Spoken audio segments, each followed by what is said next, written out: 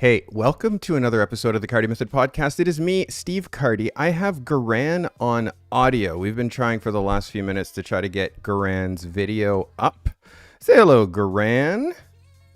How's it, everybody?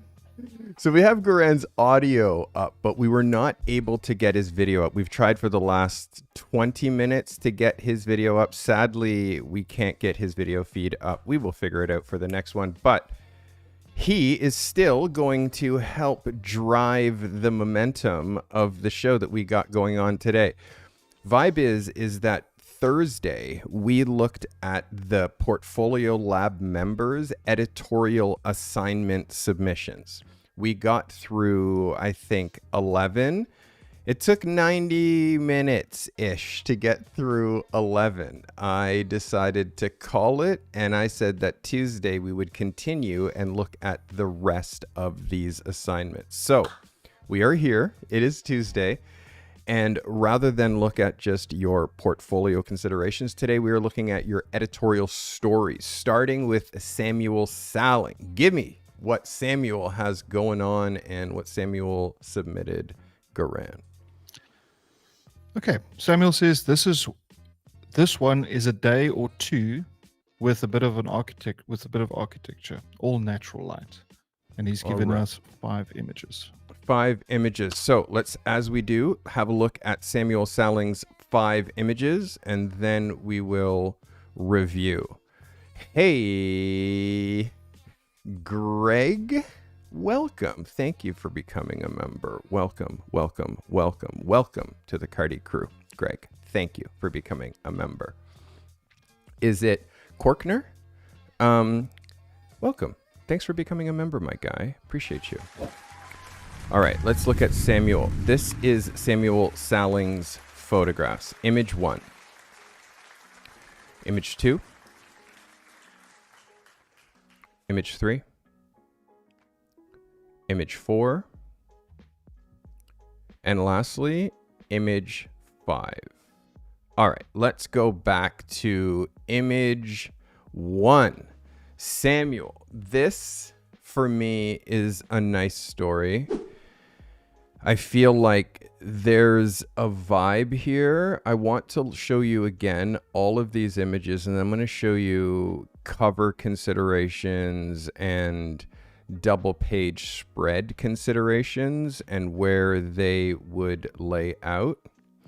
So starting with the first image, this picture right here, starting with the first image, this works for me as a cover. It holds up, definitely. Let's show you this as an 8x10. And again, the way that you frame this perfectly. It definitely works as an 8x10. Let's hide that overlay. This picture as a double page spread.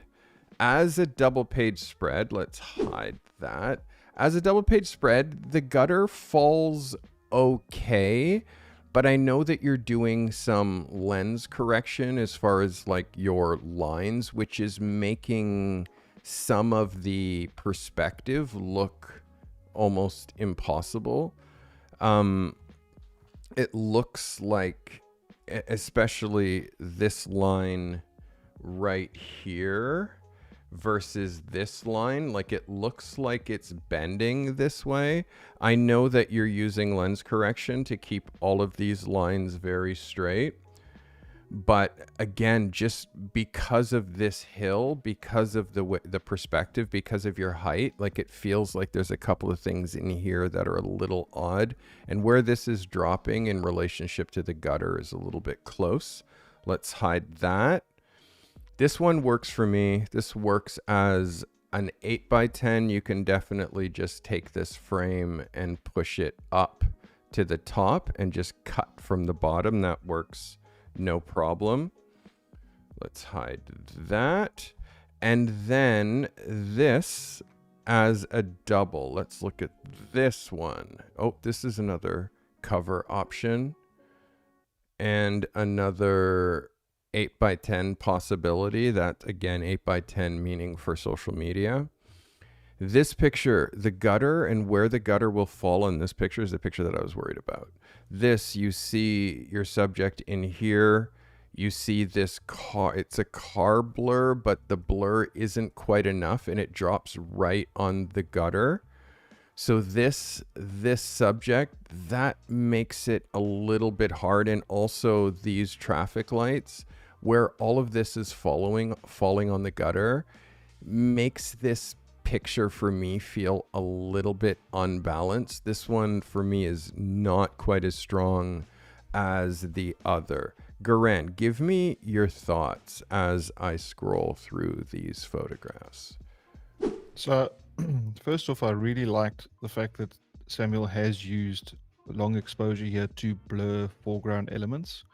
But I do agree with you. I think if we just panned to the right a little bit and put the building sort of more center frame, so that the gutter passes through the middle of the building rather, and if that car happened just to be on the right hand side of frame, that would have been stronger. I love the night shot and the use of light, especially with this interesting architecture and how the window lights are lighting up the beams. It's very, very interesting.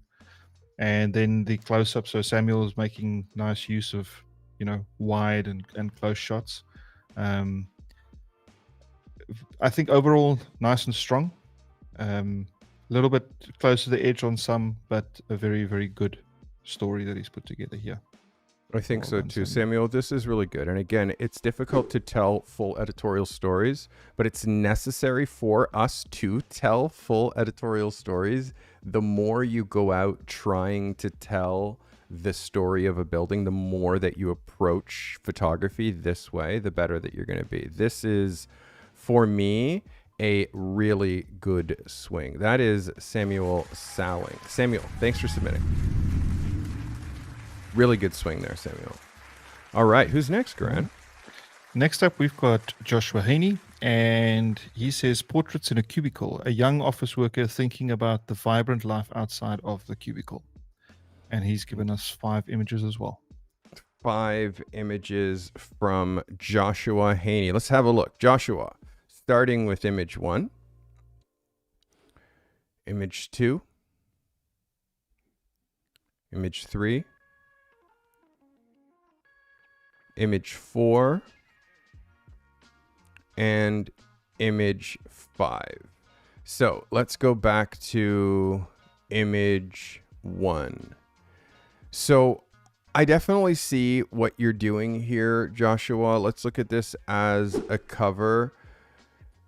There's a couple of framing things here. There's lots of extra space here, but you're clipping one of your subjects here. You're cutting his shirt. Yes, we have good expression, but for me, this is where the story kind of jumps the shark, because once we've now got this outdoor picture and we now go into the office setting, there's a vibe here, Joshua. I definitely am feeling it. It's kind of almost like film noir, the way that you're lighting, but I want you to look at this as a double page spread and how biased she is to the gutter and how much space you have over here that you could be using space. And then again, what story are we telling here? What story are we telling in this photo? And now we go to the next photo. The next photo is another version of this photo. Again, slightly different light, but it's the same concept where you're shooting her through the cubicle. You're using foreground, you're using upper and lower elements. The difference here is the exposure in the background, but it's virtually the same photo. Again, the same outfit. This one framed a little bit better than the previous photo, but the exposure on her changes quite a bit as far as the exposure on her skin. I'm going to call this under by a third of a stop. Framing good, a little bit more interesting elements. I feel like this picture isn't quite as strong as this frame. And then into the next picture, this is another repeat of the last 2 pictures from every aspect, from the framing, from the upper and lower elements. Like, this is not necessarily telling a story. This is us shooting several different frames, horizontal and vertical, and deciding which one is going to be the final. But this isn't telling me a story because you're not giving me any other perspective other than this lost highway, kind of her looking removed and kind of not really involved. It has like fashion photography feels, but it's not, it's the same. Like, you can see from here to here to here to here and then to here. Again, very interesting light, a bit of a different frame, but you're giving just this same perspective multiple different ways. And when we're trying to tell a story, it has to be, this is like the one off shot, the one different shot, but then it's 4 of the same picture from different perspectives.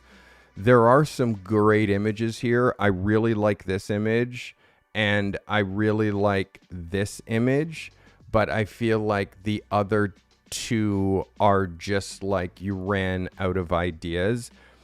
You have to show me what it looks like from this perspective. You have to show me what it looks like from this perspective. You have to show me her from behind. You have to show me what the computer that she's working on, what her desk looks like, what her trinkets are. What about when she goes to the bathroom? What about the other people who are in the... There has to be more of a story here. And for me, this isn't telling really a story. Garan, give me your 2 cents. Okay, so I think I just figured out what Joshua was saying here. His description says a young office worker thinking about the vibrant life outside of the cubicle. And I think what is happening is the black and white shots of her, because I couldn't understand what she was looking at, and that kind of was bothering me. But maybe this is a daydream, and the color shot of her sitting outside is the daydream that she's busy having. Whether that actually translates as well as you'd hope, Josh, I'm not sure. I do find it a little bit jarring that she's looking off into all kinds of directions, and I initially wanted her to look at something, but with the context of the text, maybe it makes a little bit more sense. But I think maybe rework this idea. It's a cool idea, and I like how you juxtapose the black and white and the color. But I think it could do with a little bit of a revamp. And then just watch the horizon lines, I suppose. Yes, the horizon lines and where this is coming in, like through her, like, again, I know that this is very intentionally framed, but a girl at this age, if she's in a situation where she has time to daydream, she'd be looking at her phone. And if she's in infatuation with this man here, then she'd have photos of this man, and there'd be pictures of him that she'd be looking here on a phone that you could show here. Like, for me, there has to be, like, I'm not getting the, like, black and white color, I'm daydreaming about this scene, because there's only one reference of it, and then you show me 4 of the daydreams. So I don't know, as far as formulating a story, the best way to formulate a story is through using intelligent imitation, which is looking at what other photographers are doing in this kind of a scene and how they're shooting multiple pages for a magazine and how those multiple pages work together to tell this story. That's how you get there. It's really hard if you're just pulling ideas out of your head. And if you're not buying magazines, if you're not going to the store and buying Vogue and buying Vanity Fair and buying Italian Vogue and like seeing the fader and looking what contemporary magazines are happening, like what they're doing right now editorially, without doing that, you're going to miss, because you're going to come up with an idea from here instead of an idea that's proven. And then you're trying to kind of use words to justify what you just did when the art director or the photo editor is just going to say, no, it doesn't work. Sorry. So That I think is super, super important. Any last things to say about Joshua Haney, Garan? No, I'm all good. All right. Yeah, but good swing. I like the black and white and the hard lighting. I think there's something there. Just go and explore it more. I appreciate that. Thanks so much for submitting. That was Joshua Haney. Hey, Kevin. Kevin Clark just gifted 1 membership. Kevin, that is very, very, very generous of you. Thank you. Appreciate you, Kevin. Kevin, we're going to turn on the lights here for you. Heyo. Heyo. Vibes. Appreciate you. Thank you, Kevin. All right, Garan, who do we have next? Next up, we've got Alison Diller. And she says, I flubbed my lights again on this one. Transitioning away from studio work is tougher than anticipated, but I'll get it. And she's given us 5 photographs. 5 photographs from Alison Diller, starting with photo number 1, photo number 2, photo number 3, photo number 4, and lastly, photo number 5. Okay, let's go back to the beginning here. Alison, from the shots that you sent me in the test, like, this is much better. There's still some elements here that I want you to be watching. In this situation, you have him framed center. There's nothing important here. There's nothing important that's happening down here, but there's lots that's important happening here, and there's cool stuff that's happening behind. So I want you to make sure that you're very aware as to what the important parts of the frame. I like the low angle, but we have top light that's happening here, and that top light is really creating a weird shadow in front of his face. You can see also the exposure that's happening in here on his face is low. Like the whole scene is shot at quite a high ISO. You can see based on what this exposure is doing and the noise and all of that stuff that's happening in here. That's from underexposure. The top light and it blacking out this, that's also like, got to be very aware of where your light source is coming from. Okay. The light that's happening back here on these guys, it's the same thing, but again, it's a vibe. I see what you're trying to do. I just want you to be very aware of everything that's happening, including this mop, this thing here, this guy's luggage, all the shit that's happening back. Like, there's just a lot of stuff that could easily be cleaned up in this scene and make this shot feel like more pro and less junky. Also, the way the sign is, you can see the spacing on the sign. Yes, yes, that's too far over. Yes, yes, yes, that's too high that way. Yes or yes. And then yes, yes. So, like, you can see this gap doesn't match this gap. And that is visually offensive. So if you're going to help this business, you have to help them and point out things like this that pros like me are going to notice and not shoot that. I know that you did a run and gun here, and we've done coaching one-on-one and talked about this. Let's look at this as a double page, and where very important stuff drops directly on the gutter. Look where his chin comes in and drops right on the gutter. So pull back so you can have this chin drop here. So you can have this drop over here. And then her hand being cut out is a little bit less consequential because you have the right things going on over here. For me, there's not enough light in here. This dark on dark without kicking any extra light, reflector, bounce, anything makes that really feel a little bit muddy. This is a good frame. The top light, you see how the top light is giving him these raccoon eyes because the light source is coming from above. So the first thing that I see here is these raccoon eyes. So that's because we don't light top down on faces. It's great for hair, but it's not great for photography unless you're pushing in light here that is soft enough, balanced enough to take away this hard light on his eyeballs. Exposure here, this one kind of jumps the shark because it's a little bit muddy and underexposed. Again, this is a great example as to what top pot lights does to a face. This is just raccoon eyes at its finest.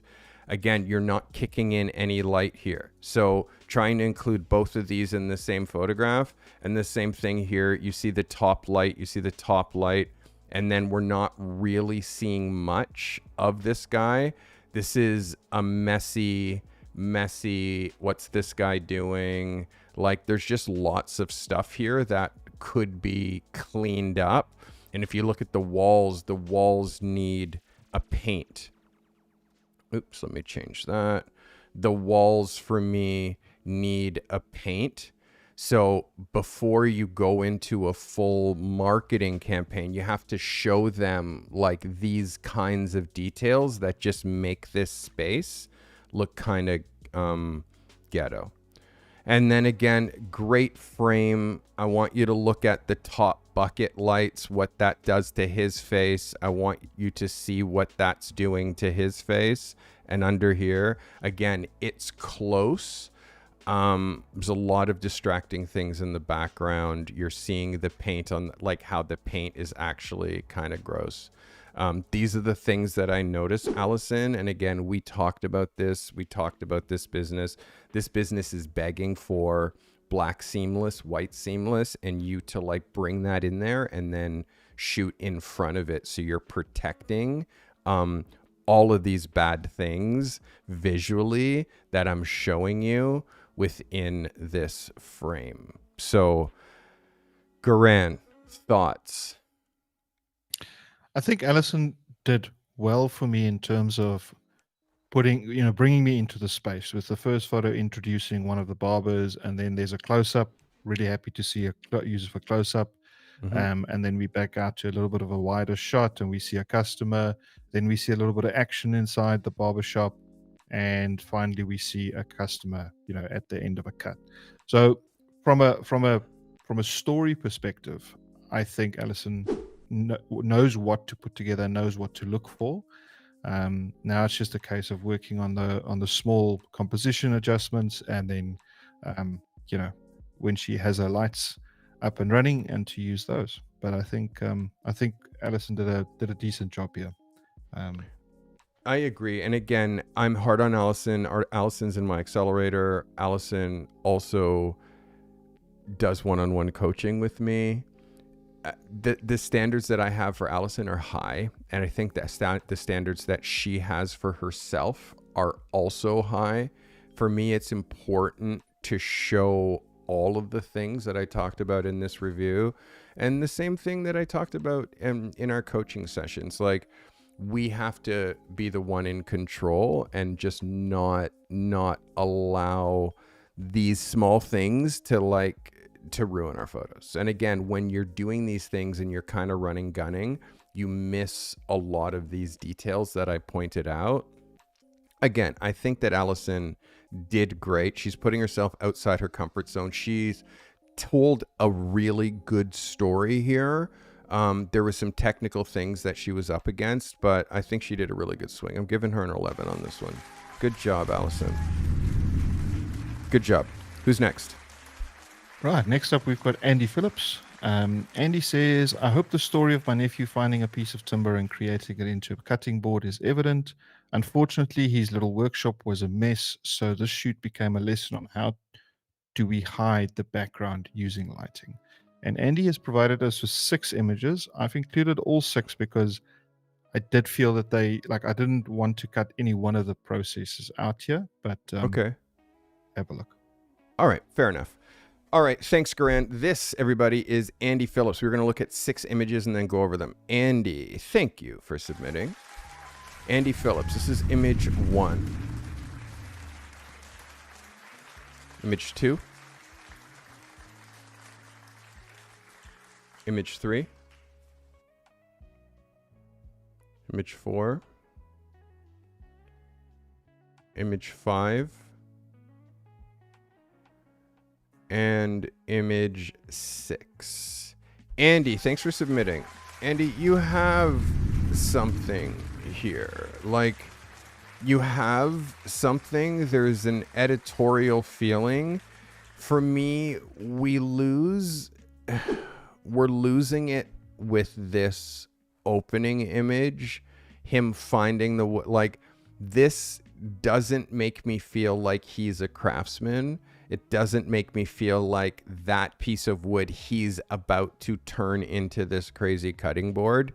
It's just a kid walking along train tracks and there's a piece of wood in front of him. Like, there's not the discovery, there's not the crouching down and him holding the wood and like essentially like deciding that this piece of wood is good enough for his time. And also, like, what tools would he have with him if he was out looking for a piece of wood? Now, the next frame, he's wearing a completely different outfit. So now, how do I know that this kid is this kid? Because there's no connective tissue between these two pictures. There's no connective tissue between this and this. And he has photograce, which means that his lenses change to sunglasses when he's outside.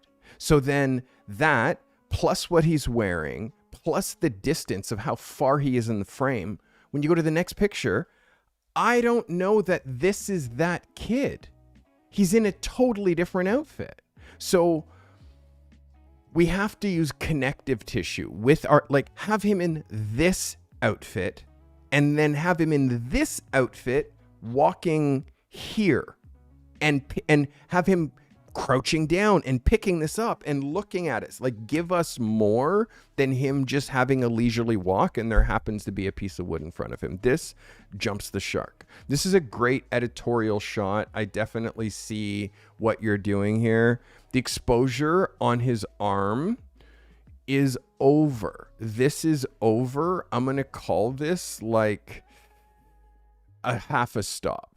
So this is a stop too bright. And then look at the exposure on his face. I mean, obviously it's impossible to get, like, I want this exposure to be a bit lower, but I don't want this to be too hot. The exposure here is about where you should be, but there's lots of exposure here that it's almost like not placed right, the light that's hitting here.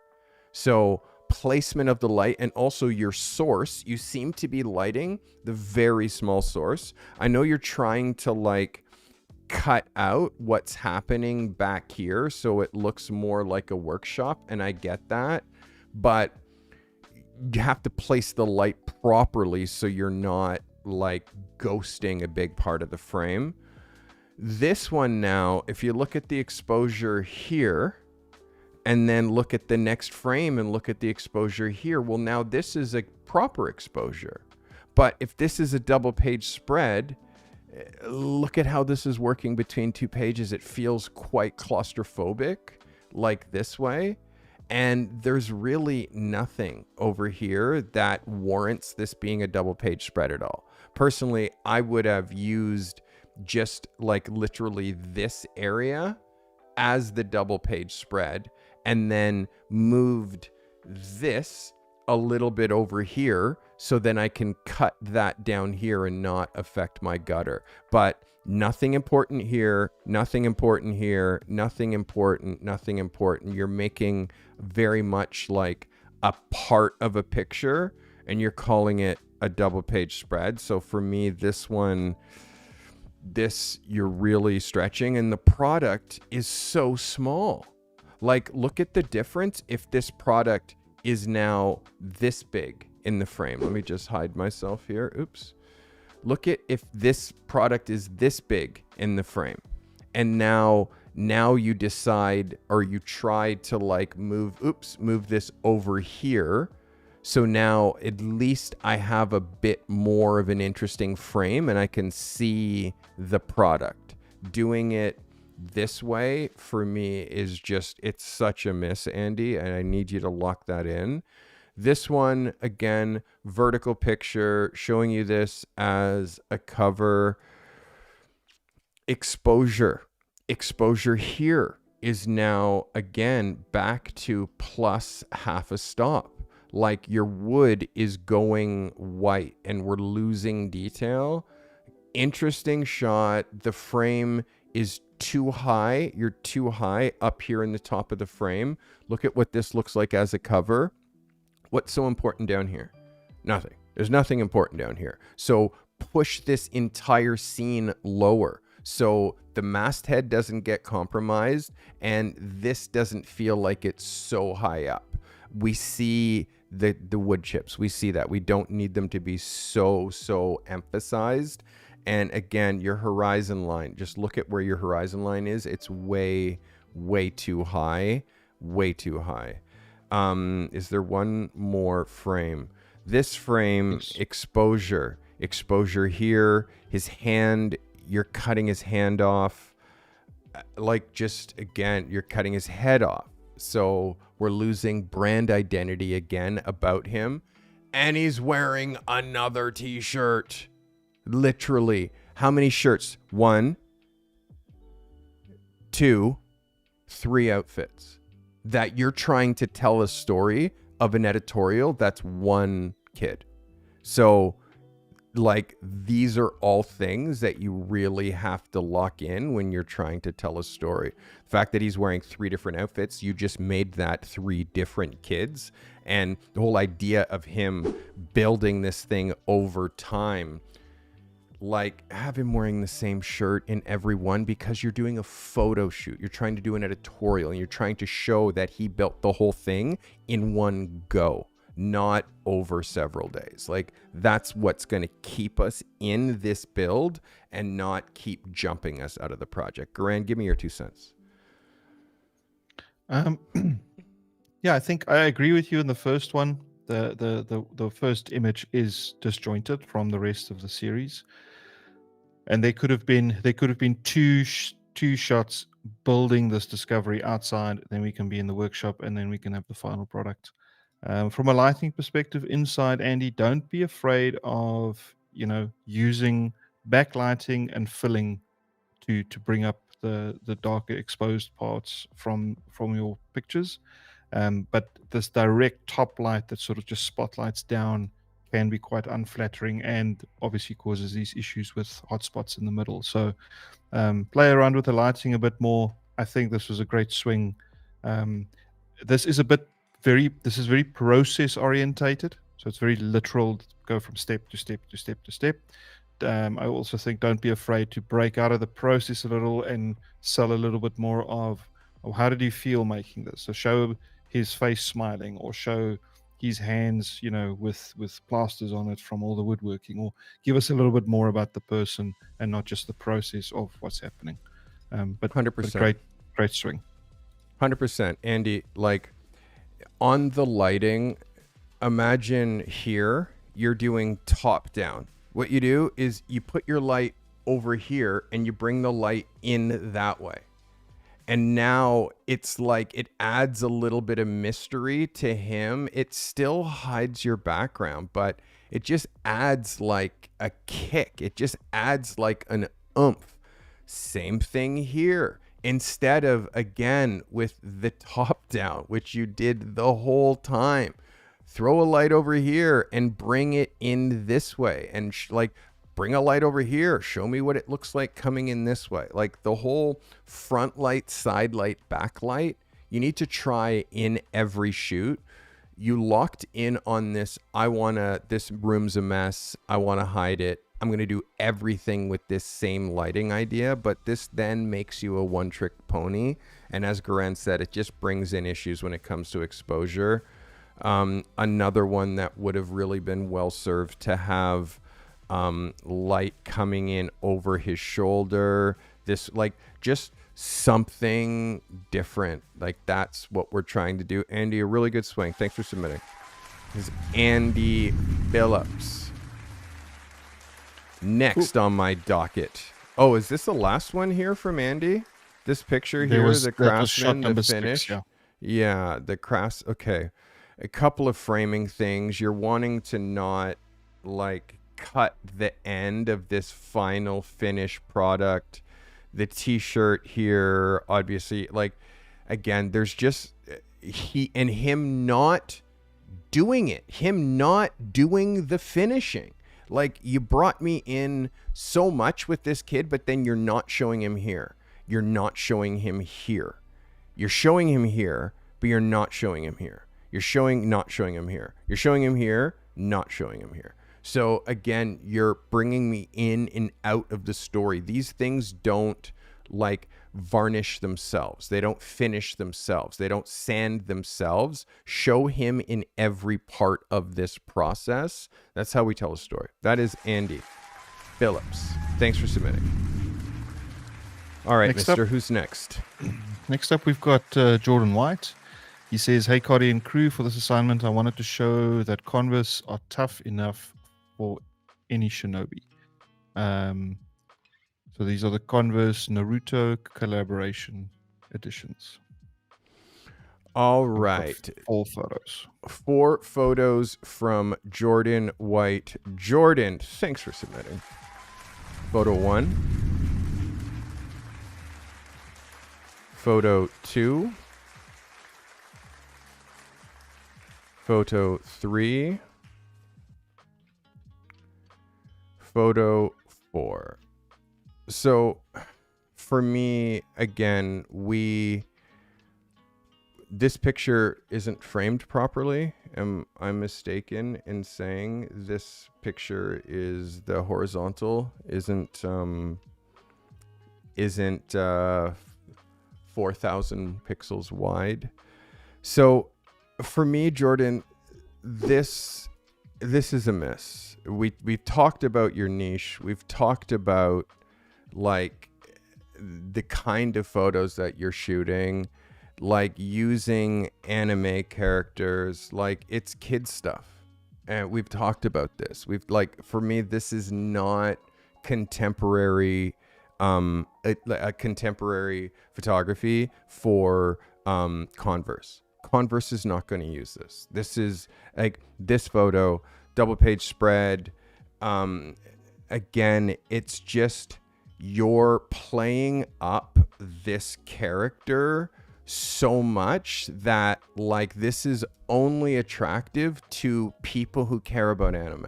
And I so don't care about anime. And from my perspective, it just looks like kid stuff. And if you're trying to be a contemporary photographer, and I know now that you're kind of finally in that point where you're going to shift your niche, the light isn't right. The light is not inspired. It's super basic. It's just, for me, just not enough. It's not something that you can use in your book. It's not something that I think is going to get you work.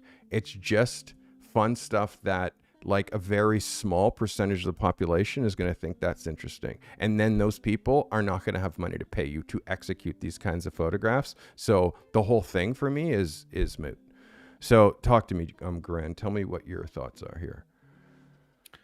I think, Jordan, the use of the figurine is just too literal, too often in the shot. So, number one, from a lighting perspective, I think the light's too soft. The light had to be very hard, very candy-like. I would have used something similar to what Scott Chasino's does. That sort of lighting, very hard, far away, small source to create harsh shadows. With your color scheme, there's a little bit of a imbalance between the first shot and the other ones. So that's a small issue to sort out. But I don't think the figurine had to be used in every single shot. I understand that these are a specific edition, and I would have perhaps, instead of telling it as a literal story that the character is going through with the shoes, I would have rather have included the character on the floor lying with the shoes that have just been freshly kicked off with a sort of very hard style of lighting, to show the reference of the edition, but not actually tying it the whole way. So again, this is a bit of a styling issue with the double page spread in terms of the way the laces are lying and where the tongues are. So yeah, again, play with it more, but go look at Scott's work. I think he could have done something here, and you'll get inspiration from there. I feel like I know that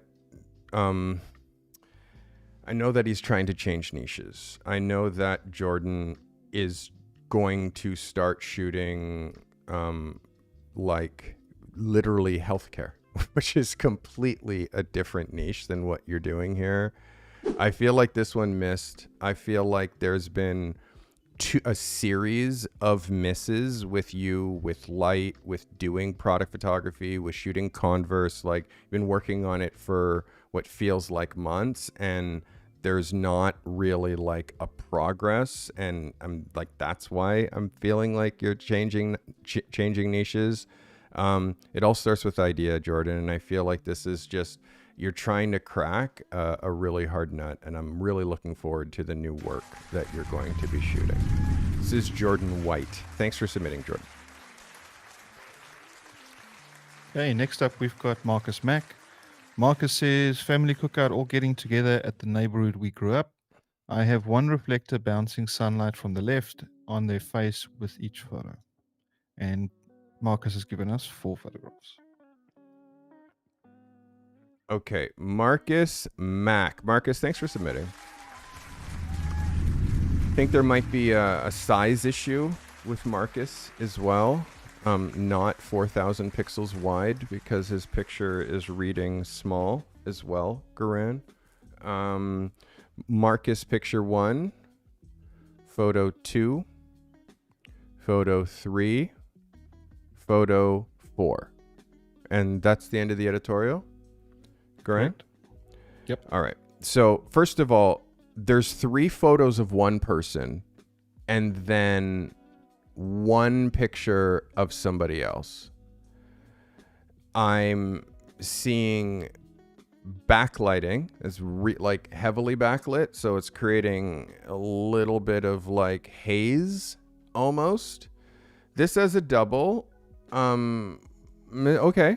A little tight here, a little tight with the shoulders, little claustrophobic here with how tight his hands are, a little tight up here with the hands, but okay, cool scene. Next shot, same picture, just now you're shooting vertical, right? So what's the difference between these 2 frames? One, he has a football, and one he doesn't. How is that a story? And it's the same perspective as this one. In fact, it's exactly the same perspective as this one, in exactly the same spot. Look at where you're cutting his hands off. Look at where you're cutting his hands here.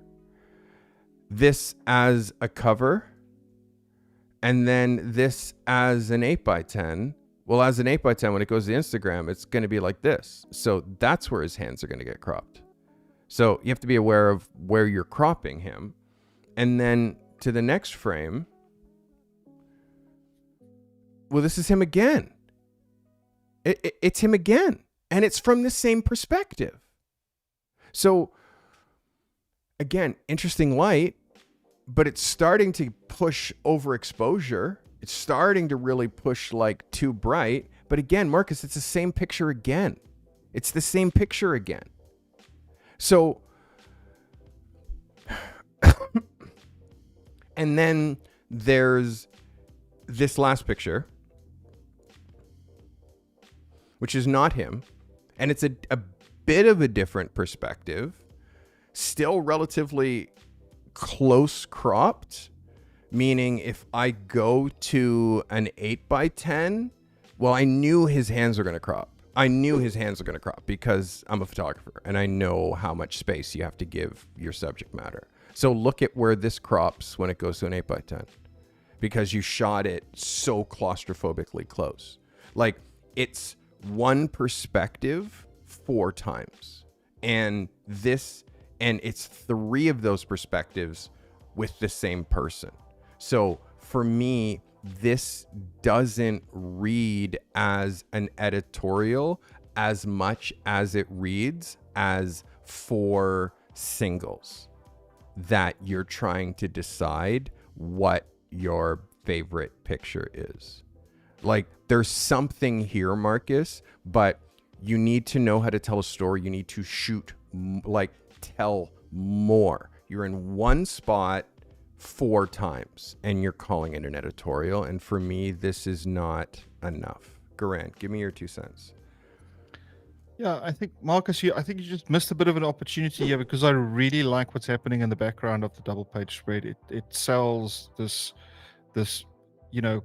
what you say there's a family cookout in the neighborhood we grew up in. So sell me the memories, sell me what makes it happy, sell me the football show me the meat flying through the air. Yeah, show me the meat, show me the beers, show me laughing. the briar. Yes, show me more people.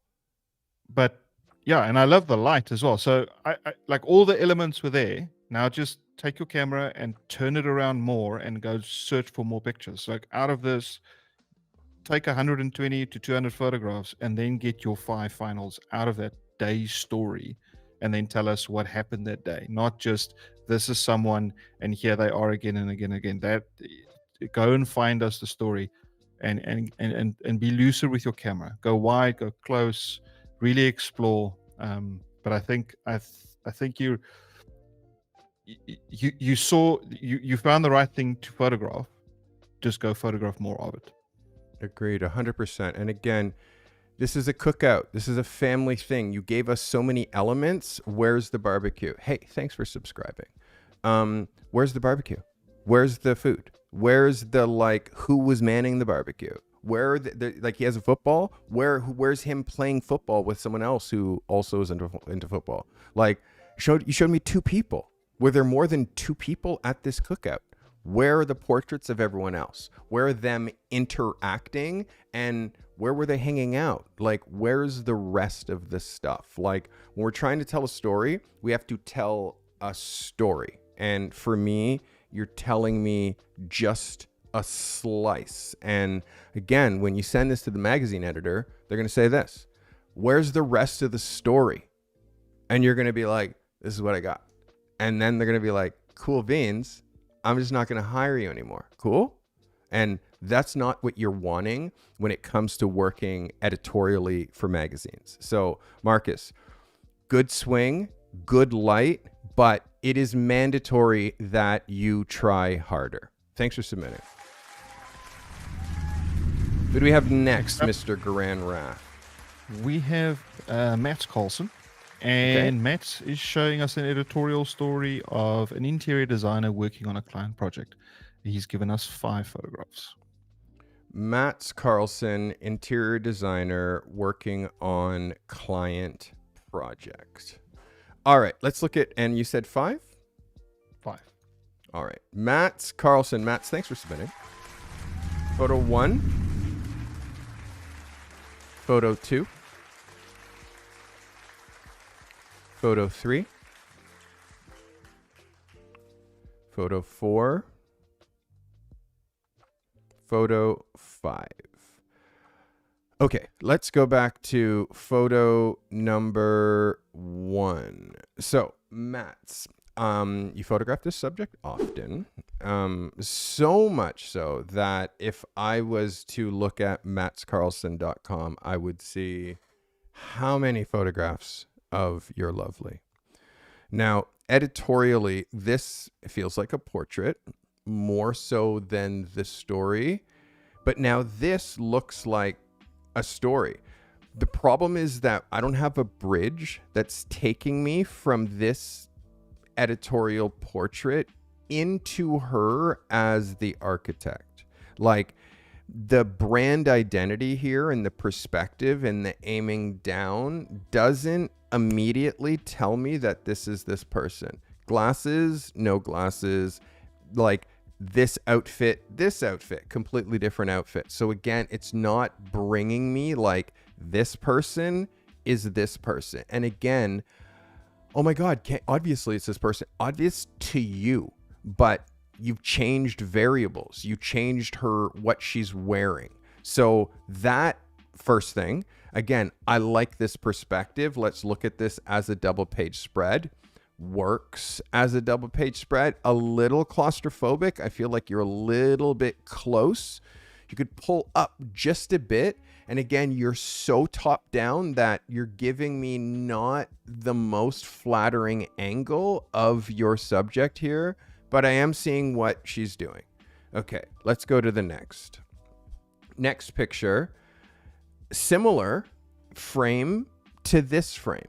Similar. It's just, again, a little bit different. She's very high in the horizon line. She's very high in the horizon line. So if I was using this as a cover, you can see, again, very high in the horizon line. This whole scene could be pushed down a lot because you can see there's nothing that's important below here. Yes or yes. There's nothing important there. There is important stuff here like brand identity, which again, we're missing here because we're so zoomed in. Next frame, now I don't know what I'm looking at. Now I'm not looking at her. I'm not looking at any of the things that she was just working on. I'm now on this, oh yeah, this other thing. So I don't know what this is. I don't know how this is related to the story, and I don't know who this is about. I don't know what this is, how it's used. I don't know this piece of fabric and how this piece of fabric is related to the other parts of this story. I don't see it here. I don't see it here. Why is it here? So you jump the shark. And then now this picture, well, I'm back on, you're giving me a different version of this picture. Same picture, literally same picture. Same frame, same perspective, same everything, except you're just now showing me a different plate. And instead of two hands, it's one. But the perspective and everything is the same. So this is a good exercise for you, Mats. And it's necessary for you to go through these exercises. It's important for you to shoot new subjects, new faces. You create a certain comfort level when you continually photograph your partner. Over time, this really hurts your portfolio. Over time, it becomes how many pictures of your wife can you have in one portfolio? It's getting to the point where there's too many. Each time you choose her as your subject, you're hurting your portfolio. You're hurting your portfolio, and you're also hurting your career because you need more faces. You need more faces and more subjects, more different subjects in your portfolio. So, Mats, you were close here. For me, there's a couple of things that this is a repeat. This completely jumps the shark. It's non-related. I don't even know what I'm looking at. This is a repeat of that last picture. So again, Mats, it's a good swing, but this is an exercise that you need to do way more often, shooting editorials and looking at editorials so you lock in how to not shoot a single picture, but how to shoot 5, 6, 7, 12. And they're all related. They all feel like they're part of the same story, and they are all, in fact, telling a story. Garang, give me your thoughts. So I'm going to disagree with you on a couple of things for this one. Okay. So with the first picture, I would love to have seen a little bit more of a design element and her smaller in the frame. So she's surrounded by design because, like you said, this is an interior designer, and I would say this would go into a magazine or an article that people who have an interest in interior design would look at. So having more design elements around her establishes the scene and what we're looking at, and that we're looking at this particular designer Shot number 2, I would have just had a bit more of a blanker paper. So it's the start of a process, and this is where she starts to design things. I think you've left some nice space for copy on the photograph. There's a little bit of a messiness on the left hand side there with the phone and the orange thing that's lying on the couch, but good. And then photo 3, I like the fact that you now went in close and we're seeing part of this design process.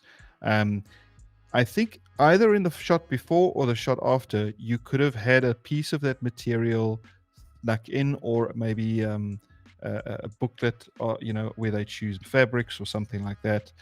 And the shot of the fabric and that tool, which is obviously a tool of the craft, to me it makes sense in an interior design article, because this is the fabric and the tools of the trade.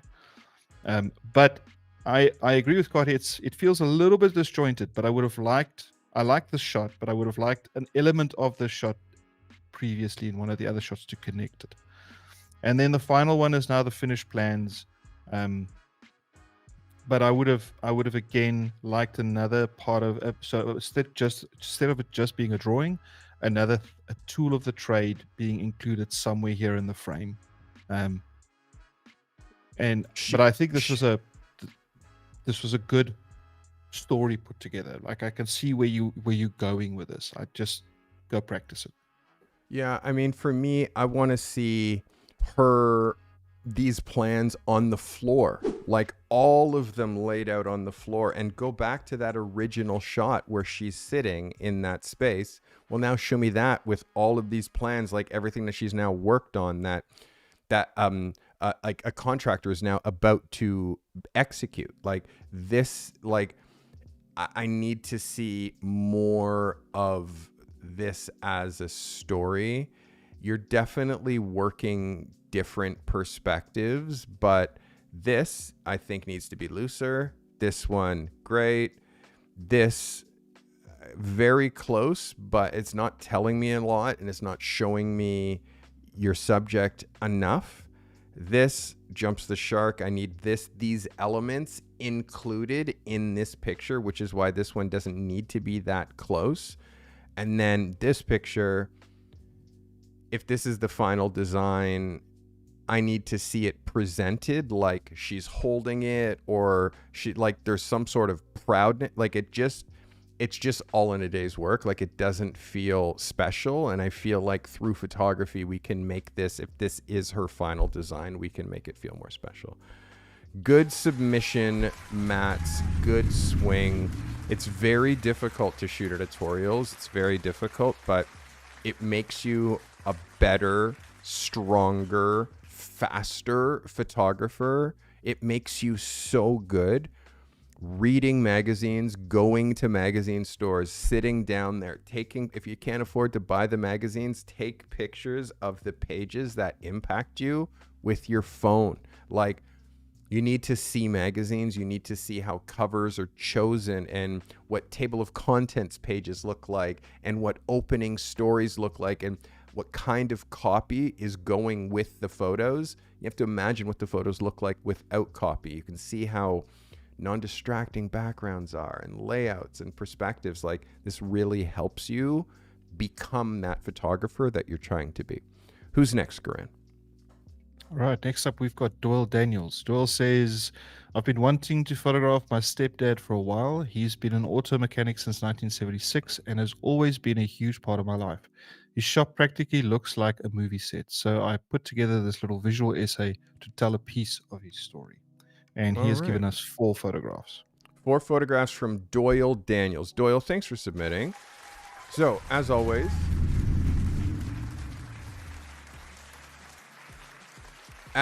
we are going to look through these 4, and then we're going to review. This is photo 1. Photo 2. Photo 3. Photo 4. So, Doyle, I definitely see what you're trying to do here. Thanks for submitting. I definitely see what you're trying to do here. There's some things that I would love to see you do different. The light that you're using is very Doyle Daniels. This first opening image for me works. You can see how it's very strong. It works as a cover. It works as an 8x10 if you were going to Instagram, but it works within your style. I like this fits within your style. I like the lens selection and what's going on in the background. This picture for me is too close in every way as the first picture. So this secondary picture, let's show you what it looks like as a double page spread. Again, it's framed very well, but it's too on the nose of what the first picture is. It's literally just a little bit of a lighting change, like a little bit, and now you're giving me the double page option. So you're showing me the cover, and now this is what the opening double page of the story looks like. Okay, I'm with you. Next, this picture, for me, the light is wrong. You're using front light in this scene, which is making this feel quite flat. It's making, like, again, the exposure on here, the exposure, it just looks too comic book, too, like, it's not now. I would love to see your light over here and kicking in this way and giving me a little bit of backlighting, a little bit of drama, a little bit of mystery. This is just too, it's just too straight on. It's too simple with the lighting. And because of that, I lose this car. I mean, this is a beautiful car and beautiful paint. This is a beautiful car, beautiful paint, beautiful engine, beautifully restored. But I just lose all of this because it's all flat. It's like, it's flat. It's flat here. It's flat on his jersey. It's flat here. It's flat. Like, it's just too perfect. You need to, like, this is not a realistic scene. Light would never come just so perfectly this way. So you need to make this like a little bit more gritty. You need to show me, like, where would he put like a work light? Would that work light sit in a certain way? Do we do top down light? So we have like a little bit of drama with this very gray outfit that he's wearing. He's got such great hair and a great beard, but we're losing all of that because it's just so flat with the light. So you lost me on the light here. And then this picture, like the last frame, interesting, but it's not related to what you were showing me happening within this story. So,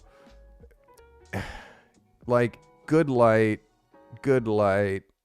flat, really flat, not my favorite light at all. And then this, again, good light, but how is this fitting within the story? Where does this go in the magazine? For me, I need another 5 pages. Like, I need another couple of pages. If I only had one more page, this isn't what I would end with. I would use a little bit of a wider shot that shows his feet and shows I need a wider perspective. This is close. This is close. This is close. This is close. Like, you're giving me the same perspective 4 times. So I need a different perspective. Back up. You've already shown me the close, but you got to back up. Give me your thoughts, Grant. So,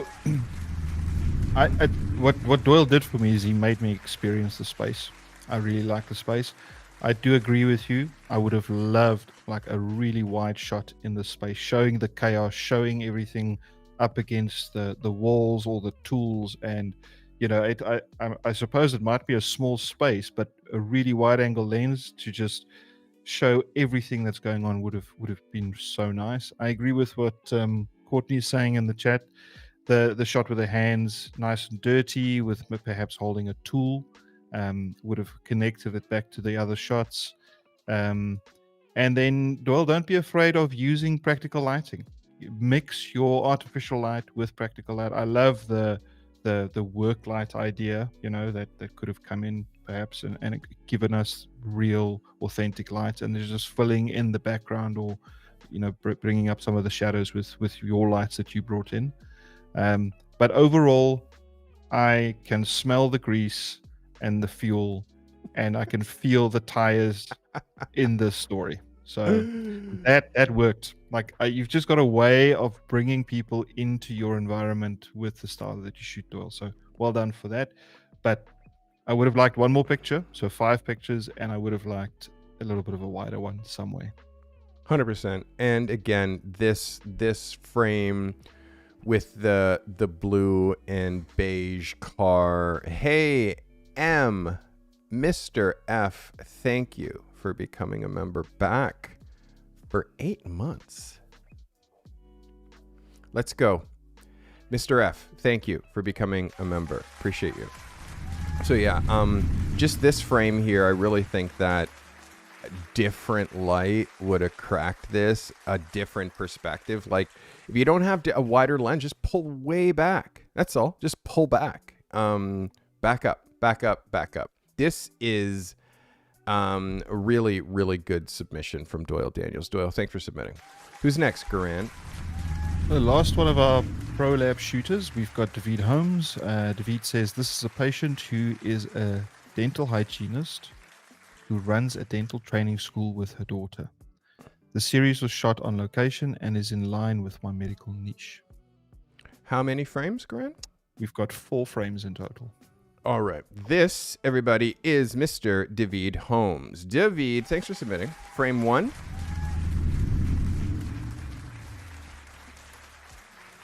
Frame 2. Frame 3. Frame 4. David, thanks for submitting. First of all, this is a good swing, David. Like, I'm feeling like you're starting to niche into your niche. But I notice a couple of things. Let's talk, first of all, lens selection. I would have shot this a little bit more punched in. This is a little bit distracting here. This is a little bit distracting. You can easily take this out in post. It's pretty simple to do that retouching. The way her arm is out kind of throws her a little bit close. Like, I would just have her with her hand in her pocket the same way that her mom is. But again, this is a great frame. Works as a cover, works as an 8x10. Again, just watch this. I feel like that's a bit distracting. Okay, let's go to the next frame. Let's hide that. Next, double page spread.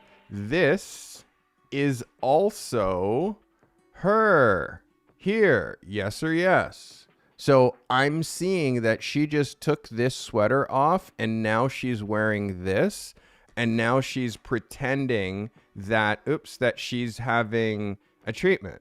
And she's also looking at camera, which you don't usually do when you're having a medical procedure done. And also, she's looking at camera. So it's too posy. I'm going to say it again. Too posy. I'm going to say it a third time. It's too posy. Also, your perspective. Why are you standing where you are and not standing here, David, and aiming a little bit that way? Look at what I'm seeing. Garbage can. I'm seeing this. I'm seeing this thing. I'm seeing this on the wall. This you could take away in post, right? It's just clean. This is so easy to take away in post. There's a lot of distractions. Like this, you could just move out of the way. This chair, you could just roll out of the way. But if you're looking at this now as a double page spread, you see that like you're trying to do a lot in this frame. You don't need anything that's happening on this side. So why not just shoot this as a vertical? Why? Because this is a vertical. This would work better as a vertical. Have her focusing, your doctor focusing on actually what she's doing, but she's not doing anything. She's posing because this is her daughter who also works at the clinic. find an actual patient that she can pay attention to where her daughter can assist, rather than like, hey, my mom does derma treatments on me when when there's no patients here. Like, it just looks low budge. And then exposure here. This is overexposed, David. This is overexposed. So you have to, and then where this is cropping, it's also quite claustrophobic. You're trying to include a lot of things in here.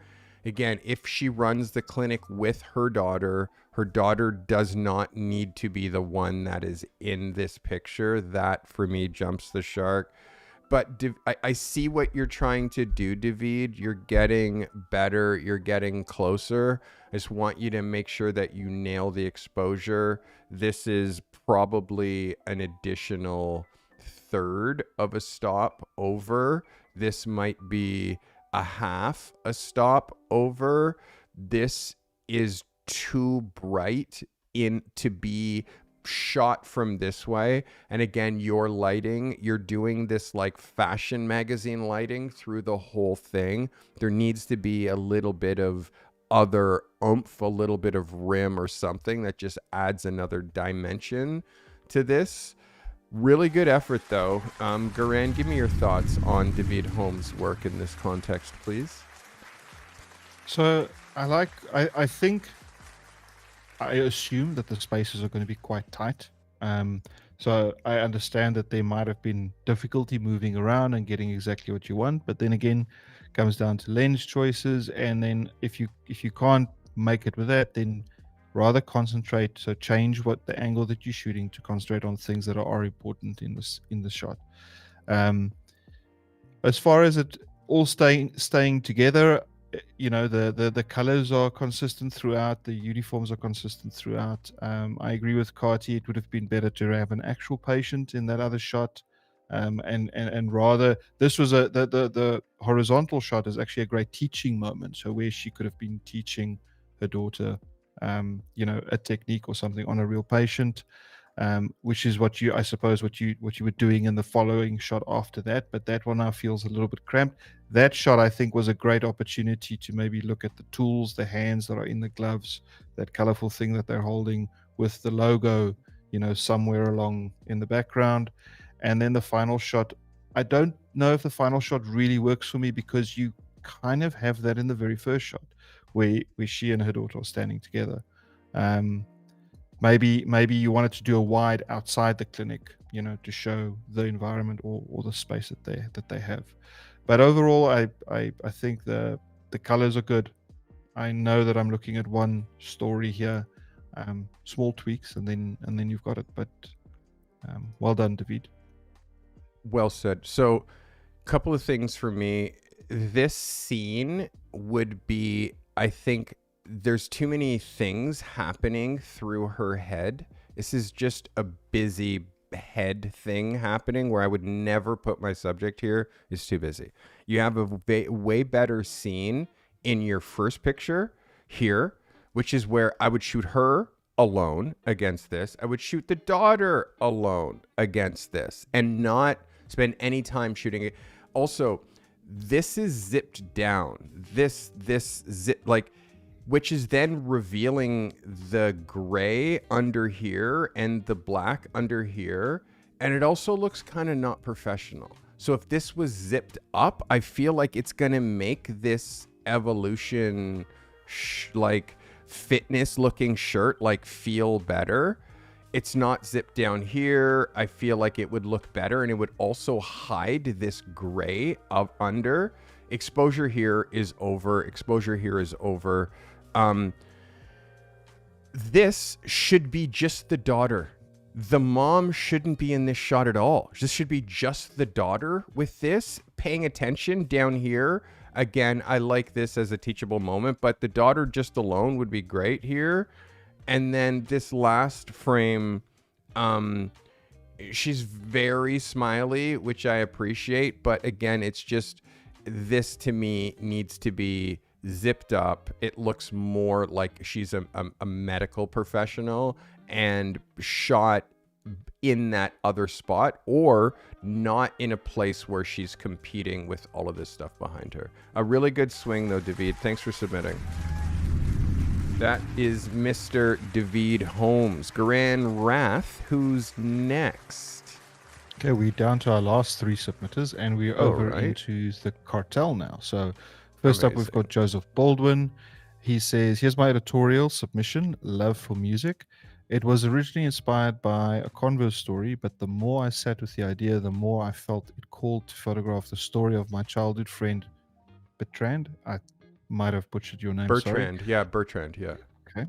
A musician whose life is deeply rooted in the love for music. I pushed boundaries, broke rules, and embraced the freedom of storytelling throughout this project. Also, shout out to Dual Daniels for helping me bring the idea to fruition. All right. This is Mr. Joseph Baldwin. Joseph, thanks for submitting. How many images? 4, Garan, yes? 4 images. Image number 1 from Joseph Baldwin. Image 2. Image 3. And image 4.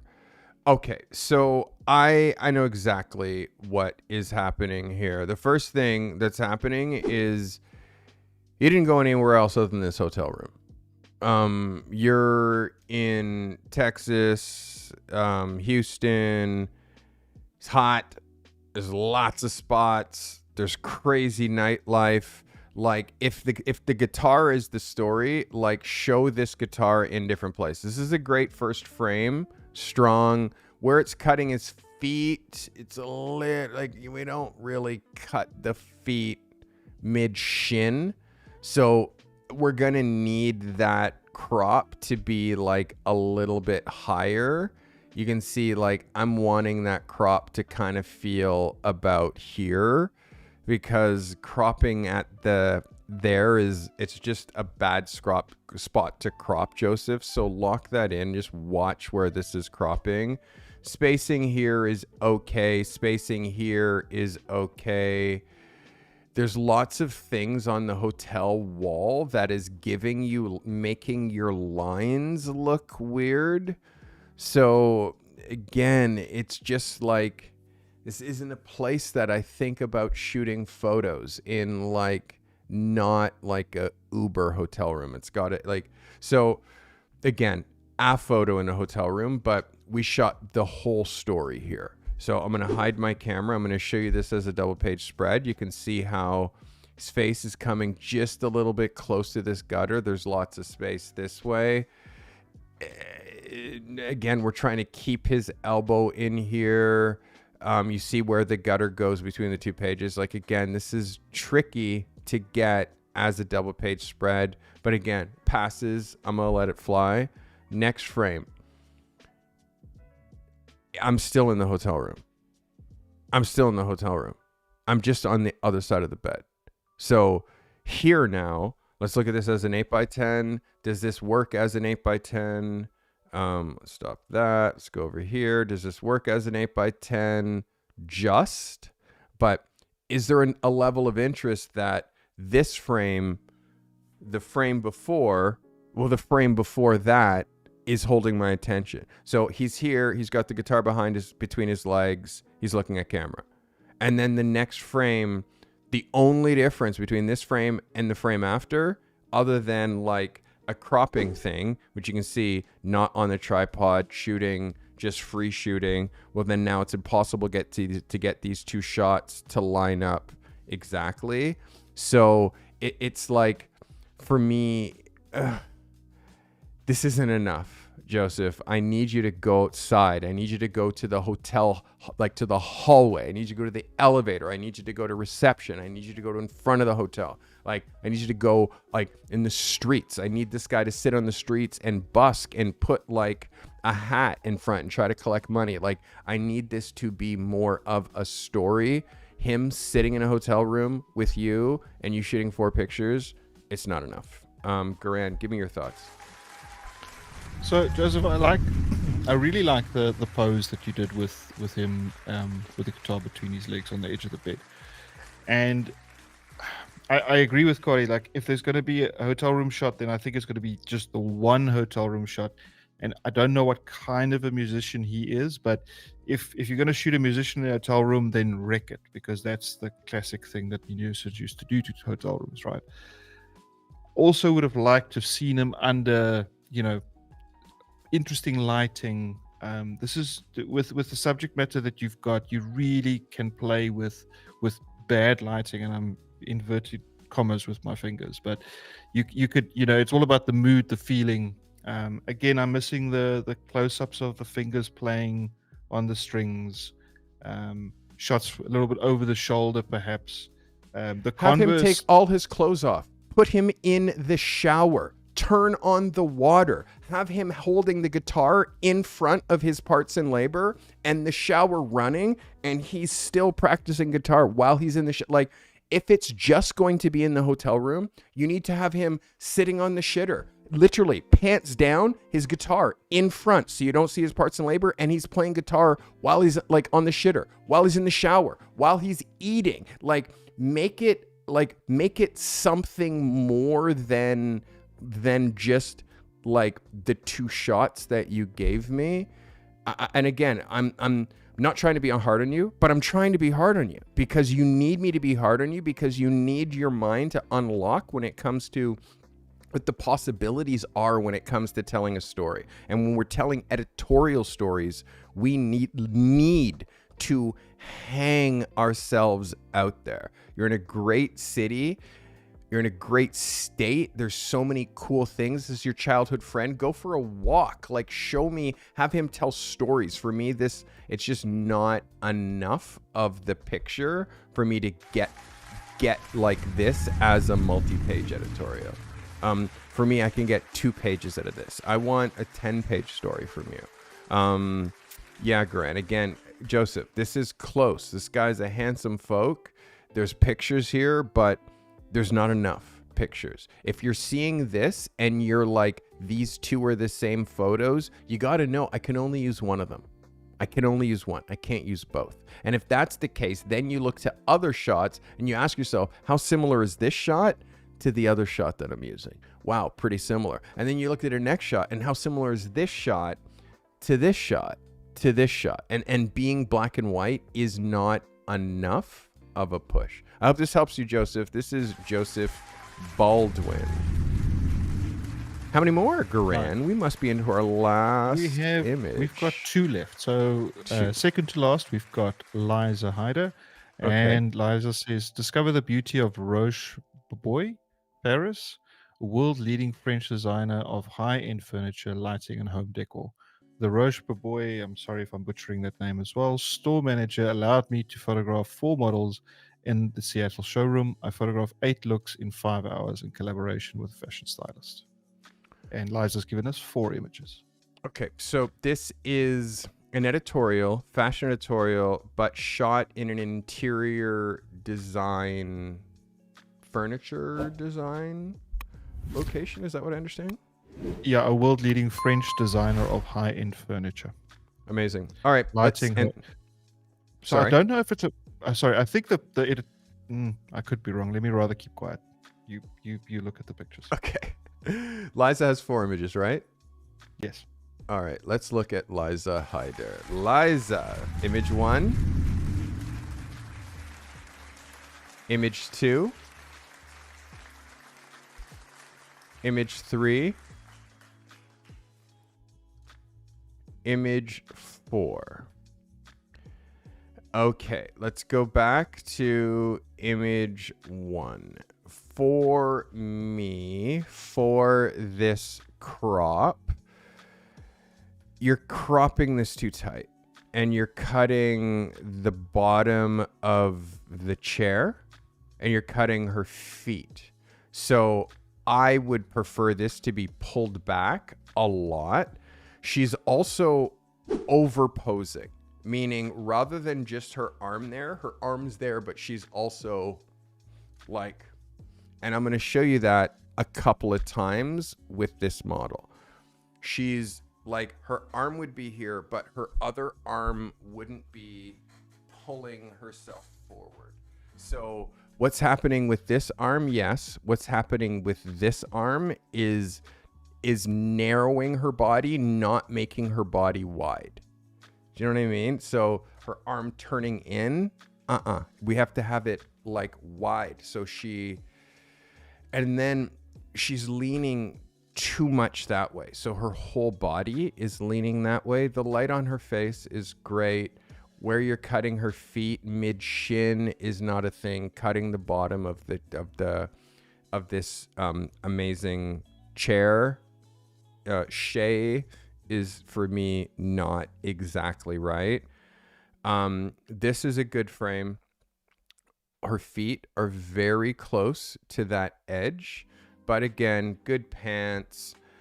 How we're cropping up here, like I see this, yes, but I feel like you just back up a little bit and you're not cropping the top here. We hide that. Light on her face, amazing. This globe thing that she's holding is completely unnecessary from, again, my perspective. It's completely unnecessary. It's kind of distracting and taking you away from how beautiful her face is. And it's also forcing her body language to actually have to be interacting with it. And it's just a globe. It's just a glass globe. It's not a Fabergé egg. There's nothing there's so many elements in this frame. There's so many colors. This is clear. And from my perspective, not necessary. Again, next frame. And also this as a double page spread works. I want you to see where it's coming across her body. Again, works perfectly as a double page spread. I would just, again, make it so we're not cutting the top of this very expensive chaise. Next, your model, again, is overposing. Why is she extra holding this and twisting? She just I just want her to stand there like she's extra, and it's distracting me from is she modeling this piece of art? Like, there's a chair here, but this frame, there is no chair. So if it's I'm just trying to figure out how this fits within the story. Her pose for me is a little bit extra. Her hand is quite close to the bottom of the frame here. Again, I just want her to not be pulling on that and not be twisting, because it seems like she does that in every frame. This one, okay. I'm just, again, is this bulb thing, is this globe part of this architect's sensibility? There's a lot of colors happening in this background. There, for me, almost too many distracting things that are taking me away from this girl's face and what she's wearing. Her holding this, again, I'm not sure on this one. Framing wise, you can see what this looks like as a cover. And what this looks like as an 8x10, you can see it's a little bit tighter, and you're going to lose the top of her shoe when you go to Instagram. I don't know, Liza, I love the idea of this, but this is just personally, I think that the architecture, the interior design, this is dated from my perspective. This scene, all the stuff in here is kind of dated, and it's just, I just feel like I see it, but I don't see it. And when I'm looking at your portfolio, I just feel like your aesthetic and your style, is just a little bit more elevated than this. I just feel like, and again, this is just my own personal opinion. This, for me, way stronger than this idea. And it's mostly because of like how you styled this image wise. Yeah, for me, I gravitate way more to this kind of a look with your work over for like, it's more minimalism. For me, this looks a little bit overstyled and it's like trying too hard. Yeah, I mean, again, that's just personal style. I way more gravitate to this type of work from you, and this type of work from you. But again, this is just my personal opinion. You tell me what you think, Corinne. Right. So let me start with Liza. I love your light. The light is gorgeous the way you used it, and I just want everybody to pick up on high quality clothing, high quality makeup and hair. So everything, it just the shoot to me is very elevated. All the finishes are nice, well thought out. The nails are good. So well done for picking up on all those details. I'm looking at them in a film strip, all together, as you know, and for me, I like the way that you take us sort of into a lot of color, and you give us a bit of break on the second to last picture, and then you hit us with the yellow with the last picture. On that last one, perhaps on the pose, it kind of would have been. I think it could have been nice if she tried to put her hand like trying to catch one of the fish in the bowl to give her some, more of a prop action to do. But I think overall, for me, this works. I'm speaking way out of my wheelhouse now, but I like the series that you've put together here. I like the tones that you've included, and your lighting is constant throughout. I think it's a job well done. Just a couple of things. Like, imagine here, she's holding the bowl in front of her, like at her torso. Let's look at this other frame. She's holding the bowl also right in front of her at her torso. Like, having her hold the bowl, like maybe it's up here and she's like, there has to be some sort of a dynamic that means that's hard. Like, that's what I'm trying to like implement. And again, my own personal opinion just about like the amount of different colors and elements that are in this shot and how it kind of skews your lines. Like, it makes it really hard for your lines to be super straight. Like, to me, it's just, you're trying to do a lot in this single photograph. You're trying to please the designer, you're trying to please the model, like, but when it, like, to me, it's hard to please all of these elements in a single photo. And for me, it ends up like, I don't know. And again, for me, I really dial into the posing, and I really dial into the body language and like what they're saying. There's no posing just to pose. And like, that's the stuff that I want to try to like get you out of, and allowing someone who calls himself a model to just do whatever they want. And for me, that is a no-go, like always. The light, I agree. The light is amazing. Manicure, amazing. Styling, amazing. We still have, we control everything. The pose, we control the light, we control idea, we control the scene. Like, there's so much that we have to control when we're doing these shoots. For me, again, with this model, my suggestion is just like, have her model less. She's very like extra. Dial that in and pull her back a little bit. And then also just more, I would love to have seen a wider perspective. You gave me a wide perspective here, but I'd like a couple of, or possibly like a very, very close up. A very, very close up might have saved, from my perspective, a picture like this, because I would have just punched in just like that. So I get a little bit of the element, I still get a little bit of the interior design, and I get her face. But it's one color. It's not like four. This is my 2 cents in a bag of chips. I hope that helps you. That is Liza Hyder. Liza, thanks for submitting. Our last submission of the day is Mr. Nick Johnson. And alrighty. He says, I wanted to photograph a new model, Kylie, as though she were being profiled in a magazine like Interview of or Hunger. Not just a model, but as an emerging actress or entertainer. The fashion here is secondary, shown through accent pieces, and subtle styling choices, letting her personality and presence drive the story. All right, this is 4 images from Nick Johnson. Nick, starting with image number 1. Nick, thanks for submitting. Image number 1. Image number 2. Image number 3. Image number 4.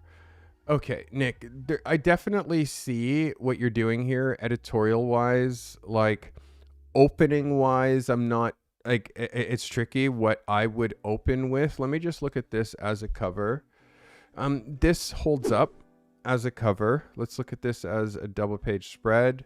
I mean, as an 8x10, my bad. This fits perfectly as an 8x10. Really well cropped, Nick. And I like the gray. The light is great. Let's look at this as a double. You can see like where you're putting her gutter. Again, it's inspired, but this, when it reads in a magazine, like having this gutter right at her crotch, like when it reads in a magazine, it's gonna pinch in, and a big part of her shirt, a big part of like this and where this splits, like a lot of this is gonna get compromised, which is gonna make this second part of her look a little bit thinner. For me, I would try to like maybe stretch this leg out this way and bring that cut in like on one leg. Where you brought this in again works for a site, but doesn't work quite as well editorially. Cool outfit, great hair. Again, I just feel like where you're putting her between these pages, you have to be a little bit more dynamic, and I would have biased her a little bit further that way. Let's look at this next one. This is a cool shot, different hair. Not 100% married to her face expression. She doesn't quite look like she's 100% like in the minute. She looks like she's looking to you saying like this. She's not sure. The outfit is fire, pose is fire, works as a cover, works as a 8x10. I would like to see a different edit from this one, because again, there's something in her mouth there that makes this like this isn't the exact shot. And then the last one again, quite poised, like Gucci looking outfit as a cover. I feel like it's a bit high in the horizon line. I would drop her down like just a touch, maybe an inch, little bit close with where her hands are. But again, this flies. And again, the colors fly. I just want you to see what this looks like as an 8x10 and where you would crop this as an 8x10, keeping her head here, cropping across here. There's a couple of hair things here, Nick, like I'm seeing, let's hide that. Couple of hair things that I'm seeing. You can see her hair isn't smoothed, like up here. Like, and again, the way that this cowlick-ish kind of goes, yes, but there's a couple of things under here. Like I would really, like I see it's going on this side, but just up here, this little bit right here, I would definitely want to make sure when I'm shooting that this reads smoother and there's not this bump here in the back of her hair. It's in a couple of different spots, but again, it's just the way her hair is. It doesn't lend itself to lean flat like that. So I wouldn't put her hair like that. I would just leave her hair down. Not everybody can pull off hair back. For me in this one, I would just leave her hair down because I feel like it would just sit a little bit nicer. Give me what you think, Garan. So again, just incredible discipline with exposure, lighting, high quality, production value. So well done, Nick. Love the light that you're using and the way that you balance between your highlights and your shadows. It works for me. I really, for some reason, the black and white shot, I would have liked her looking away from camera. I don't know. Again, my personal opinion.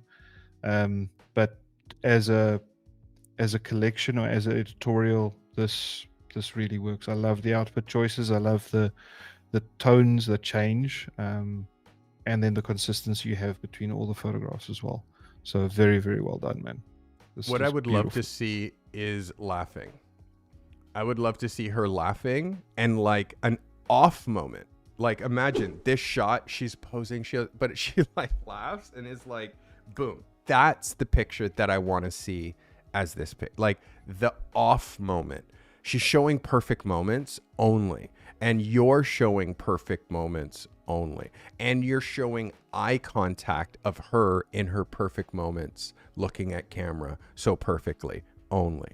So again, it's like when a girl's this cute, she can't also be like, look how cute I am. Like she needs to kind of take the piss out of herself, where she has to be like silly and like funny and like, oh my God, like I feel silly, like, or like messing her hair up. Like there has to be off moments with her. And this one, like she's adjusting her chesticles to make sure that, like, instead of, oh, and looking at camera again, being perfect. Like that, there's too much of that in this editorial, which makes it makes her less likable because she's trying so hard to be perfect. So that's my 2 cents. This one, her eye line is not at camera, which is I like, but her eye line is low, where I would like her eye line to be like she's looking down here. And I'm not sure what she's looking at down here. I'd like her to be looking across here, or something aspirational, like looking up,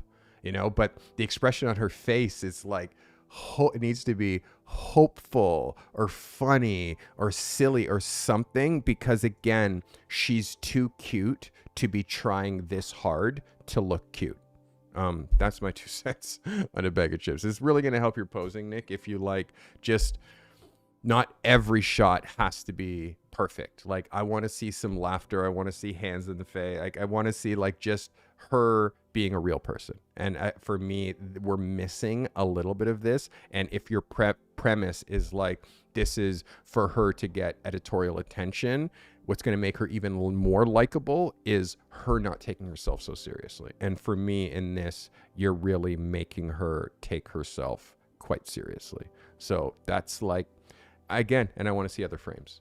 It'd be also great to see a little bit behind the fifth wall, where we see the seamless, we see the background coming up, we see a light coming in. Like show me just a little bit behind the fifth wall, just like let us in. Show the edges of the seamless. Show, and again, seeing something that shows her feet. Oh, there we go. Is great. Yeah, I like it, Nick. Good swing. Good swing. Guys, we've made it to the end of portfolio stories. Essentially, the whole idea for this episode and our episode before this was to help you learn how to shoot an editorial story. I've been shooting for magazines since 1993, I think, is the first time I shot and got published in a magazine. But I've been shooting celebrities and magazine editorial this whole time. If you go to stevecarty.com and look at my tear sheets, you will see lots and lots of magazine editorial, including Vogue Singapore, including Brad Marchand from now he plays for Florida. Say Yes to the Dress. Like I shoot editorially. My pictures oftentimes have text on top of them. I shoot movie posters, and learning how to tell editorial stories is one of the smartest things that you can teach yourself how to do. That's what I'm here for. I'm here to help you learn how to shoot editorial. Garanch, we talk a little bit about this accelerator. We did our info session for accelerator last week, but you can watch the replay of the info session at thecartymethod.com/accelerator. Phase 0 is your application. We start on the 28th of September. If you're interested in my accelerator, please send me a note, send me an email, go to thecartymethod.com, register yourself. I'm going to be sending out a bit of a blast. I got to tell you, we bring in like maybe 10, 12 new photographers every 4 months. So just to show you how exclusive this program is, I'm trying to help the next generation of photographers become full-time pros. Like I'm helping with Gran, like I'm helping with Nick and everybody else that you saw during this Portfolio Lab episode. All right, we also have an assignment. Oh, should we talk about photos of the week? We didn't do photos of the week last week. Should we talk about photos of the week? Should we talk photos of the week? I think we should, Gran. I think we should talk about the photographers that absolutely killed this assignment. My only issue is I only have part of those open. Gran, what do you think we should do? Should we do photos of the week? I think we should. Yeah, if you can pull up your records. I can. I can. Let me open all of them, which I'm doing right now. So photos of the week. And then while I'm doing that, why don't we talk about the assignment that I'm looking at on Thursday? Thursday is location lifestyle. Yes? Is that what I'm looking at? Location lifestyle. Yeah, lifestyle on location for Thursday. I'm going to encourage everybody to make sure they use peer reviews in the community to have not just the more senior shooters of the group, but everybody can have a look and give feedback and advise. There's a lot of people that have been in the Carty method for a long time, and they know exactly, there's so many people that I've seen in the reviews that make a comment and say, Carty's going to say this, and then that's what you say on the day. So people know exactly what to look for. If you're not sure, make use of peer reviews. That's going to help just make your submission better, and through that, make your portfolio better at the end of the day. Agreed. Okay, so I am going to start with pictures that I looked at on Thursday. Starting with, I have to do it that way because there are too many photos. But I'm giving are we calling this photos of the week, or are we going to call this editorial of the week? We'll call it photos of the week. Guys, our first editorial of the week goes to Mr. Victor Liska. Victor, with this editorial story that he submitted last week. Victor Liska. Very, very, very well done, Victor. Well done. Victor getting some love. Who else did I love what they were doing? And they were on to something. This gentleman right here, we're going to give a little bit of love to. Our next photo of the week goes to Mr. William Sedgwick. Sedgwick, let's get it on. Editorial of the week.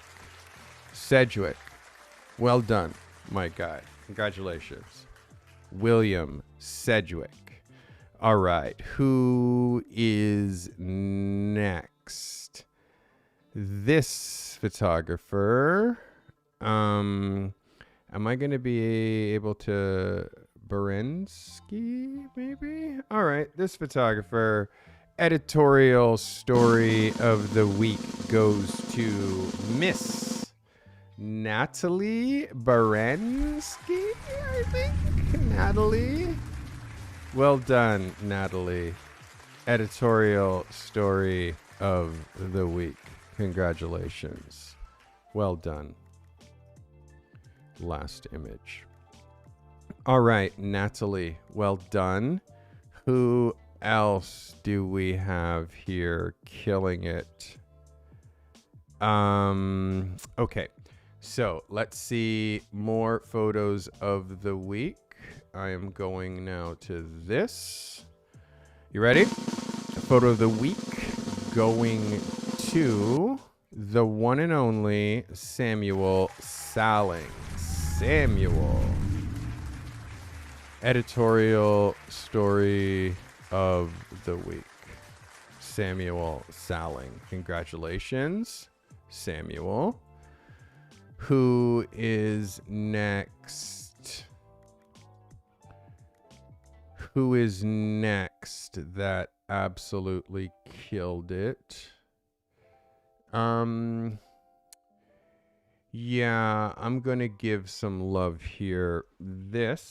Our next photo of the editorial story of the week goes to this photographer. You know her as Allison Dilla. Allison, editorial story of the week. Allison Dilla. Congratulations, Allie. And the last one, yes, Allison Dilla. Congratulations, Allie. All right, who else hit this? Close. Yes, we're going to go here. I got a couple. Editorial story of the week goes to Mr. Mats Carlson. Mats. Editorial story of the week. Mats Carlson. Congratulations, Mats. Our next editorial story of the week goes to the one and only Doyle Daniels. Doyle, editorial story of the week. Doyle Daniels. Congratulations, Doyle. And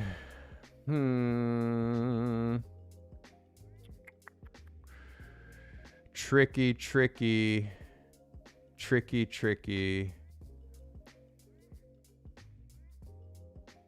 Yeah, I got three more. And again, this is about these photographers really leveling up. Editorial story of the week goes to... I forgot this photographer's name. There we go. Photographer, editorial story of the week. This is Mr. Doyle Daniels. Doyle. Remember everything that I said. Editorial story of the week. Congratulations. David Holmes. Next editorial story of the week. Again, little tricky. But you know her as Miss Liza Hyder. Liza, editorial story of the week. I know you worked really hard on this. I know you tried really hard on this. Each time that we do this, we get better. I see you. Your light, amazing. The styling was amazing. I'm trying to turn you into a killer, as always. And our last and final editorial story of the week goes to the one and only Mr. Nick Johnson. Nick, thank you for submitting editorial story of the week. So those are your editorial stories of the week. Thursday, I am looking at your location photographs at night. Lifestyle photography. Lifestyle on location? Lifestyle on location. Location at night next week? Is that what we're doing next week? Your niche at night. Your niche at night. So again, 2 assignments. We're shooting your lifestyle on location. That's what I'm going to be looking at Thursday. Next week, Thursday, I'm looking at my favorite assignment of the week, which is your niche at night. I want you to create an image that showcases your niche after dark. I want you to use ambient, artificial light, and storytelling to deliver something that is within your niche It's a beautiful night scene, but it fits within your portfolio. This is why this matters. Being able to photograph at night and understanding how to execute high-end night photography proves your versatility. And it also proves your ability to be able to shoot in not ideal conditions. So prove to me that you can kill it outside on location show your niche at night. Obviously, if you're shooting at night, you're also on location. And that is going to be new next week, which is essentially week 37. We are in week 36 right now, right? Do you want to just go through your niche at night? The three, whether you're a people shooter, a places shooter, or a thing shooter? Right, so for the people shooters, capture a portrait that works with available night lighting. Street lights, neon lights, car lights, or window glow. Master the balance between ambient light and flash to create compelling nighttime portraits that feel natural yet dramatic. For the places shooters, document your location speciality using the magic of night lighting. Whether it's urban architecture, landscapes under the stars, or interior spaces after hours, use long exposure, ambient lighting, and careful timing to create atmospheric location images. Things photographers or product photographers photograph products or objects using creative night lighting setups. Work with artificial lighting, colored gels, or ambient sources to create mood and drama around your subject while maintaining clean and professional styling. And this is going to be a vertical image. Vertical, very important. Very important. Now, just a tight little reminder on what we're looking at on Thursday.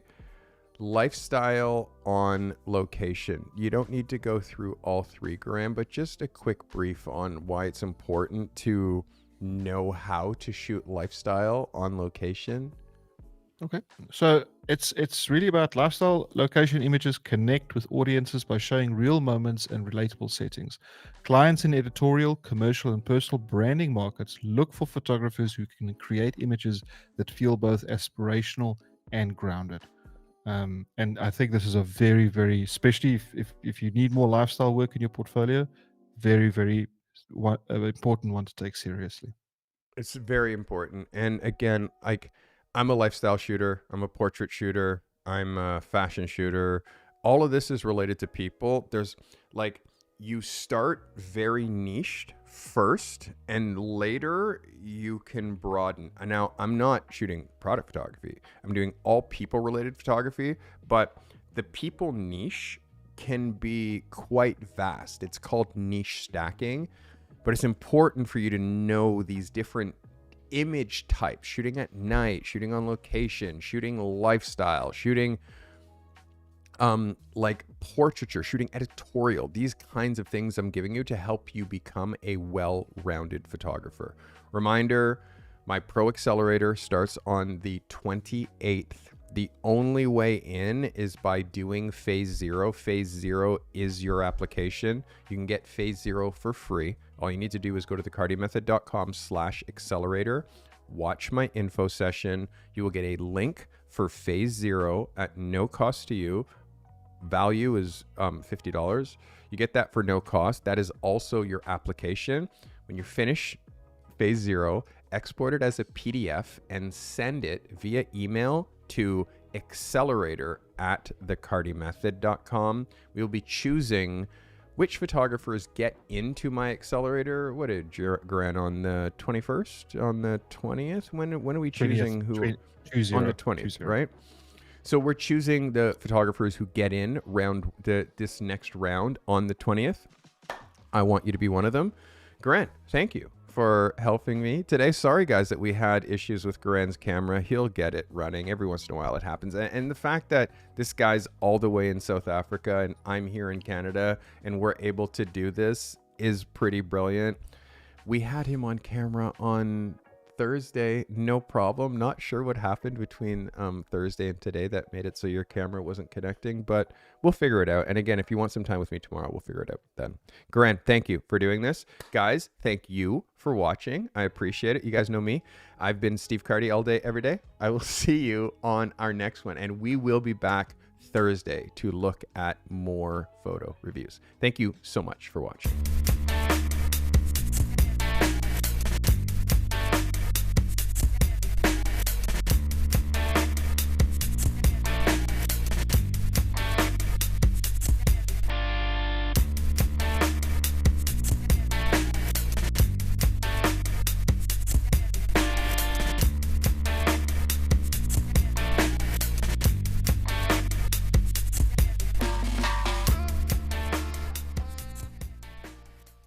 This commercial-free live stream was brought to you by the members of this channel.